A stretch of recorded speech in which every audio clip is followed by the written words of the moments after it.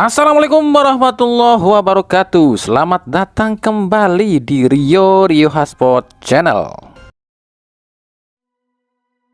Kita awali dari timnas Indonesia. Ini yang lagi banyak menjadi perdebatan ya, yakni soal para pemain timnas yang dipanggil oleh Patrick Kluivert. Soalnya para pemain yang dipanggil Patrick Kluivert ini tuh 90%-nya sama dengan pemain-pemain yang dipanggil oleh Sintayong.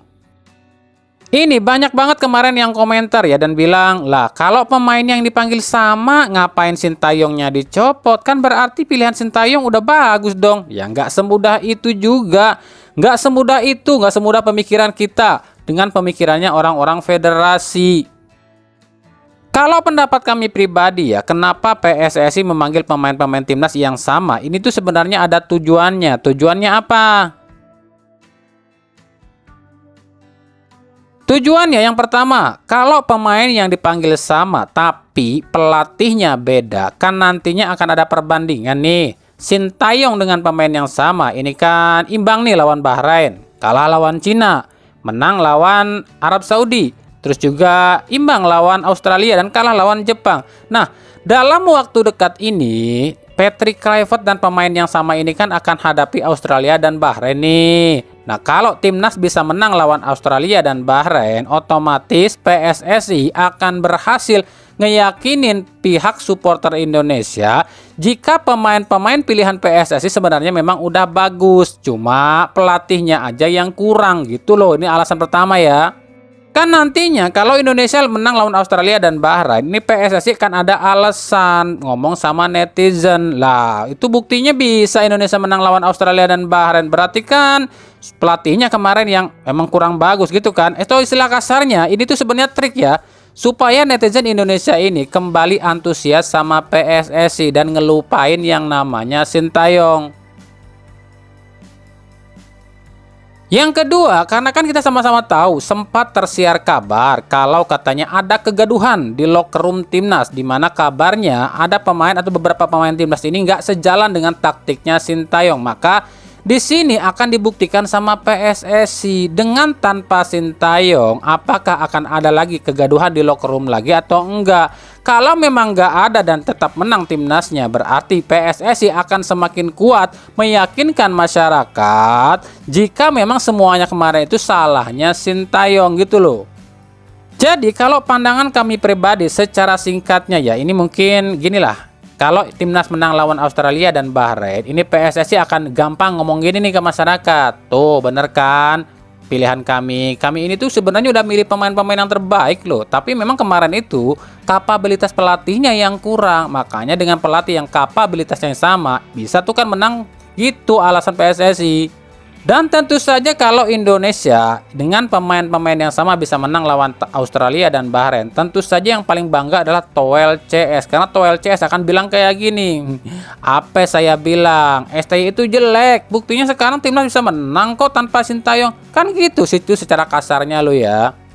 Ya gitu secara garis besarnya lah, tujuannya seperti itu. Sebenarnya tujuan politik juga sih pemilihan pemain-pemain yang sama ini ya. Ya, pertanyaannya adalah, iya kalau menang. Bagaimana kalau kalah? Apakah rencana mereka akan sukses? Meyakinkan masyarakat untuk melupakan Sintayong? Tenang aja. Masyarakat Indonesia nggak perlu takut timnas kalah lawan Australia dan Bahrain. Selama Erick Thohir masih berkuasa sebagai ketum PSSI dan juga tangan kanan dari FIFA, semua bisa terjadi, semua bisa dibalik-balikan loh sama Erick Thohir dan FIFA. Jadi ya, kita tunggu aja nanti.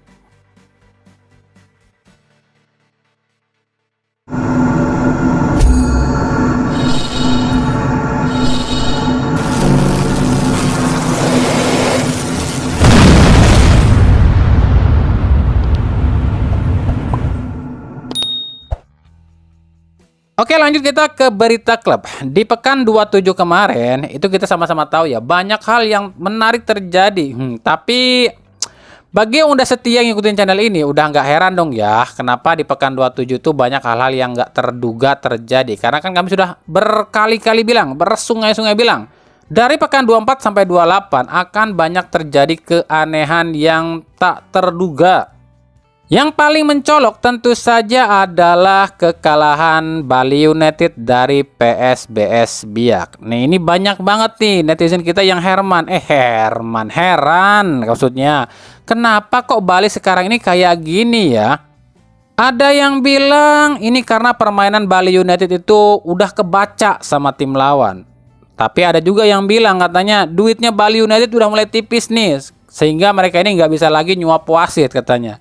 Tapi kalau kata pelatihnya ini Stefano Cugura bilangnya kayak gini, ini karena persiapan kami yang kurang. Lah persiapan yang kurang, emang Bali United habis dari mana gitu? Emang main di internasional ya? Kalau pendapat kami pribadi ya, beberapa pendapat di atas itu sebenarnya agak tepat juga sih. Sebab kalau dibilang permainan Bali United ini udah terbaca sama lawan ya, itu hal yang wajar kalau buat kami. Kenapa demikian? Sebab sebenarnya pola permainan Teko di Bali United itu cuma dua sih. Dia pakemnya tuh cuma dua. Yakni kalau menang guling-guling, kalau kalah ngamuk-ngamuk, nyalahin orang lain dan wasit. Itu kan, dan itu fakta loh. Lalu kalau alasannya bilangnya duitnya Bali United ini mulai tipis, sehingga mereka ini nggak bisa lagi nyuap wasit. Kalau menurut kami sih ini kurang tepat ya. Bukan lantaran duit Bali yang kurang atau menipis ya, tapi memang musim ini tuh bukan jatahnya mereka buat jadi juara. Ditambah yang atur, yang punya agenda ini tuh, ini sulit ditembus. Orang-orang di atasnya ini sulit ditembus sekarang sama Bali United. Kalau kita flashback ke belakang, di beberapa musim terakhir belakangan ini, terutama saat Bali United back to back juara, ini banyak banget yang bilang, katanya permainan Bali United ini luar biasa, serangannya tajam, terus juga pertahanannya luar biasa. Kalau buat kami nggak juga sih. Sebenarnya ya, buat kami cuma dua, pola permainan Bali United sejak ditangani Stefano Cugura itu cuma dua. Kalau menang guling-guling, kalau kalah uring-uring. Dan di dua musim pas juara back to back itu, memang Bali United kebetulan pakai seorang playmaker, yakni Paulo Sergio dan juga Eber Besa. Dan kita tahulah, dua pemain ini itu paling ahli dan paling jago soal drama di lapangan.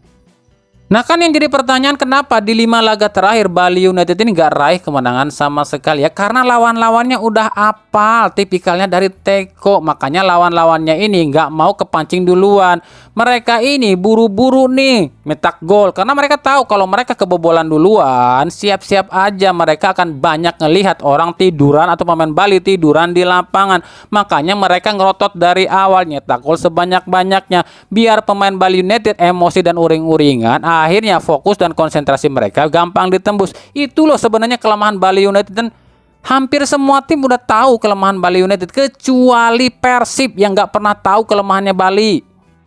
Kan akhirnya timbul pertanyaan ya, kenapa sih Persib setiap kali ketemu Bali United selalu down duluan ya, selalu istilahnya sulit keluar, sulit berkembang permainannya. Apakah karena pemain Persib ini tuh memang lebih buruk daripada para pemain Bali United? Sebenarnya sih nggak juga, bukan masalah pemain Persib ini kualitasnya lebih buruk dibanding para pemain Bali lo ya. Tapi memang kita sama-sama tahu lah, kemarin pun udah dibahas di Mata Najwa ya, soal kalau Bali United main itu pasti duitnya gede. Jadi gini, setiap pertandingan Persib lawan Bali United atau tim-tim yang besar itu emang taruhannya gede cuy, bisa nyampe beli jet pribadi kayaknya ya, bisa beli kapal pesiar kayaknya. Jadi ada banyak pihak yang terlibat dalam pertandingan ini. Yang satu ngatur Bali menang, yang satu ngatur Persib menang. Akhirnya ini wasit yang jadi bingung. Karena kita coba perhatikan deh, setiap Bali ketemu Persib ini wasit pasti akan menjadi sorotan utama.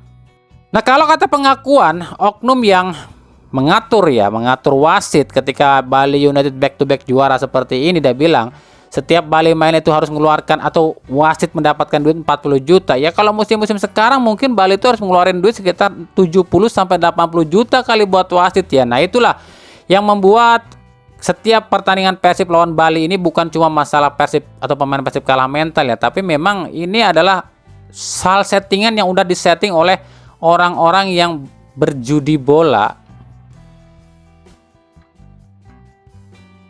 Yang kedua yakni soal ucapan pelatih Persebaya Paul Munster usai timnya ditahan imbang 1-1 oleh PSIS Semarang. Ini ada beberapa artikel nih di Instagram, Facebook dan juga TikTok. Katanya Paul Munster ini tuh berharap ya tim-tim yang di atasnya ini terpeleset. Nah ini tulisannya nih. Jadi semoga tim-tim yang berada di papan atas, semoga saja mereka sedikit gugup. Semoga mereka kehilangan poin. Itu tulisan yang beredar lu ya. Kami pribadi seharian coba mencari-cari ucapan Paul Munster yang ditulis di artikel-artikel ini. Ini videonya kami nggak temuin lo ya. Apakah memang benar Paul Munster ini ucapkan hal ini usai laga, atau memang benar tapi di official Persebaya ini diedit atau dipotong ya?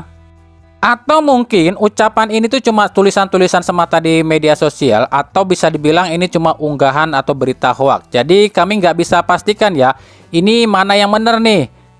Cuma gini loh, andaikan benar ucapan ini diucapkan oleh Paul Munster, di sini ada dua hal yang kami soroti. Yang pertama, kalau ini benar, ini tuh sebagai apa ya? Cuma rasa frustasinya Paul Munster aja, sebab mereka ini atau dia ini sudah semakin sulit lah ngejar Dewa dan Persib. Yang kedua, kalau benar ternyata Paul Munster mengucapkan hal yang seperti di atas, ini bisa dibilang Paul Munster ini salah satu pelatih yang nggak tahu terima kasih. Kenapa demikian? Karena kita mungkin masih ingat ya, dulu saat Persebaya ini keokan, ini Paul Munster ini pernah bilang kayak gini, kami kecewa dengan keputusan wasit, dan jika terus-terusan seperti ini ya, kami ucapkan selamat untuk Persija dan Persib, kalian juaranya. Atau istilah kasarnya, Paul Munster ini waktu itu udah putus asa. Bahkan ketika nyawanya di ujung tanduk, dia ini diselamatkan loh oleh Boyan Hodak dan Persib Bandung. Boyan Hodak dan Persib itu ambil risiko yang sangat besar loh dengan menyelamatkan Paul Munster. Dihina, dicaci, disalahkan, diejek, dijatuhkan. Itu selama 7 hari 7 malam. Cuma apa? Gara-gara mengalah ketika lawan Persebaya. Jadi Hodak dan Persib ini sengaja mengalah ke Persebaya untuk agar Paul Munster ini nggak out. Tapi apa balasannya? Ketika mereka menang setelah lawan Persib ya, mereka menang lagi lawan PSM. Apakah ada ucapan terima kasih untuk Persib dan Boyan Hodak dari Paul Munster? Nggak ada lu ya. Makanya kalau benar Paul Munster ucapan seperti ini ya, Paul Munster salah satu pelatih yang nggak tahu berterima kasih. Udah nyawanya diselamatkan, sekarang malah nyumpahin. Itu kalau benar lo ya, Paul Munster ngucapin hal-hal yang dituliskan di Instagram ataupun media-media sosial. Dan jika benar Paul Munster ucapkan seperti yang ditulis di media-media sosial, ya udah berarti yang paling benar ya si botak di Persib ya, Boyan Hodak. Dia ini meskipun keras, galak dan juga emosian, tapi nggak pernah lo nyalahin pihak lain atau klub lain atau pemain lain. Dia ini cuma nyalahin wasit dan juga federasi serta operator. Ya inilah tipikal pelatih sejati seperti ini, nggak mencari kesalahan orang lain ketika dia ini dikalahkan atau nggak bisa menang.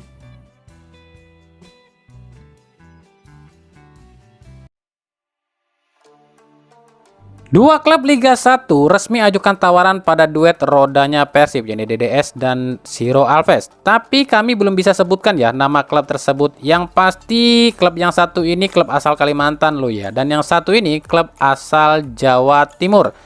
Selain dua klub ini, ada tim asal Maluku dan Jawa Tengah juga yang kabarnya pun tertarik pada duet roda ini. Sampai sejauh ini, duet roda ini belum ada tanda-tanda mau memperpanjang kontrak di Persib. Padahal kontraknya udah habis di bulan Maret ini lo ya.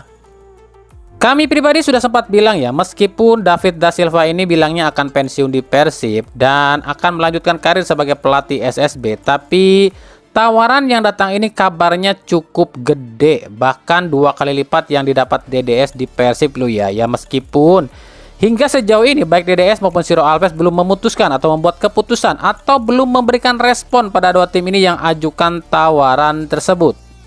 Kami pribadi belum tahu ya Persib musim depan ini akan pakai pemain siapa aja, meskipun sejumlah pemain udah coba ngasih kode ke Persib seperti Kim Kurniawan dan Irfan Bahdim.